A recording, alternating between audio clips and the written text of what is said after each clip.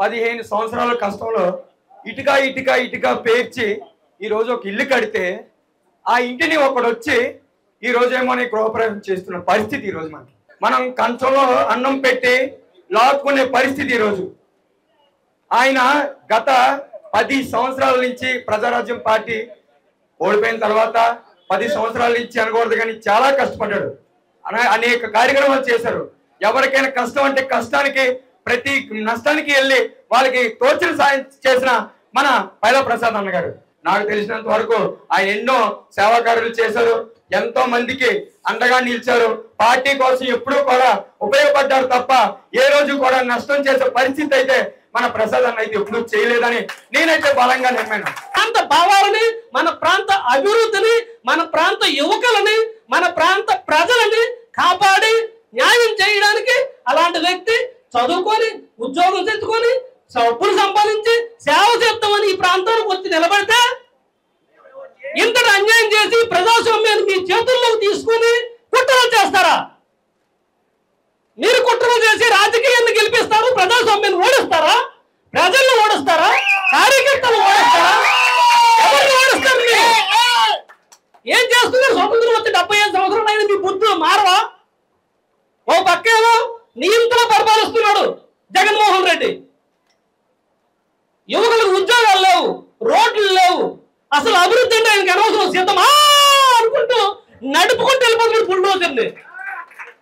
బుద్ధిపూర్వం ఉండాలి ఎవరికైనా సరే. మీ ఎరకతలు ఉంటాం, మిమ్మల్ని నిలబెట్టుకుంటాం, మీ నాయకత్వాన్ని మేము అంగీకరించి మీ నాయకత్వంలోనే బతుకుతాం అని ఖచ్చితంగా చెప్తున్నాను.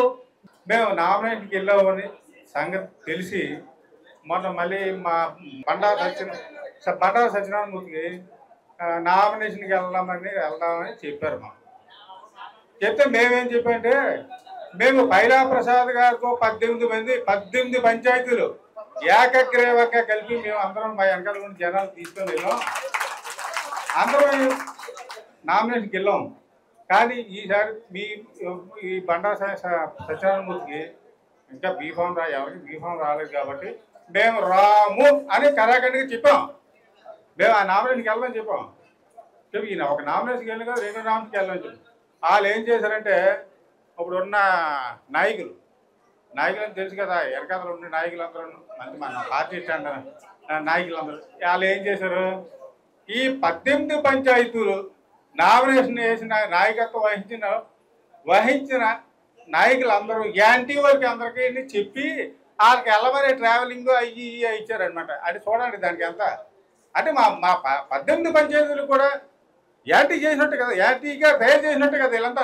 ఇప్పుడు మన పైలా ప్రసాదరావు గారికి జరిగిన అన్యాయం అయితే మనం అది పూడ్చలేని అన్యాయం జరిగింది మనకి. అదేవిధంగా ఈ 15 సంవత్సరాలను బట్టి ప్రతి గ్రామానికి కూడా ఆయన ఎనలేని సేవలు అందించారు.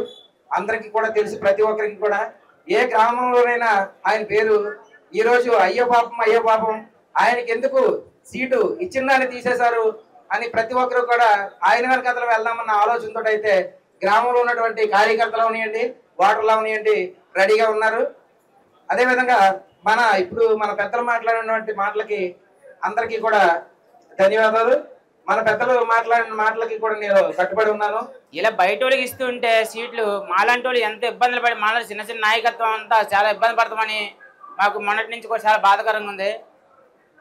మీరందరూ కలిసి మళ్ళీ మన పైలా ప్రసాద్ గారికి సీట్ వచ్చినట్టు చేస్తారని మళ్ళీ కష్టపడి పనిచేసి మన మాడుగుల నియోజకవర్గంలో మళ్ళీ తెలుగుదేశం పార్టీ గెలిపించుకుందామని నాకు కోరుకుంటున్నాను. అందరూ కలిసి సహాయం చేసి మళ్ళీ పైలా ప్రసాద్ గారికి సీట్ రావాలని కోరుకుంటాను. నేను కూడా పైలా ప్రసాద్ గారు అంటే చాలా ప్రాణం. నా గ్రామంలో నేను ఎంత గొప్పగా చేస్తాను, మన మాడుగుల నియోజకవర్గం పైలా ప్రసాద్ గారు కూడా అంత గట్టిగా చేస్తున్నారు. నా సలహా ఏంటంటే ఈవేళ నిన్న నామినేషన్ కూడా నేను మాడుగులు వచ్చాను. బండారు సత్యనారాయణమూర్తి గారు ఖచ్చితంగా చెప్పారు, నాకు మాడుగుల రావడం ఇష్టం లేదు, వీళ్ళిద్దరే నన్ను పట్టుబట్టి ఇక్కడ తీసుకొచ్చారు అంటే దానికి ఏం అర్థం ఉందండి? నేను కార్యకర్తగానే ఉంటాను అని ఖచ్చితంగా స్పష్టంగా మీటింగ్ లో చెప్పారు. మన 7 నియోజకవర్గాల్లో కూడా మాడుగుల నియోజకవర్గం మహా వెనకబడింది, దాన్ని డెవలప్ చేస్తారు, సీఎం రమేష్ కూడా ఇక్కడ మీటింగ్ లో పబ్లిక్ చెప్పాడు సీటు ఎట్టి పరిస్థితుల్లో మారదని. ఆ చెప్పినటువంటి మనిషి ఆయన కూడా ఎందుకు మాట మార్చారో ఆయన్ని కూడా మాట వెనక్కి తీసుకొని రేపు బహిరంగ సభలో అందరూ కూడా వచ్చి పబ్లిక్ గా పైలా ప్రసాద్ రావు గారికి బీఫార్ ఇప్పించి అనౌన్స్ చేయవలసిందిగా మీ అందరి తరపున కూడా నేను కోరుతాను.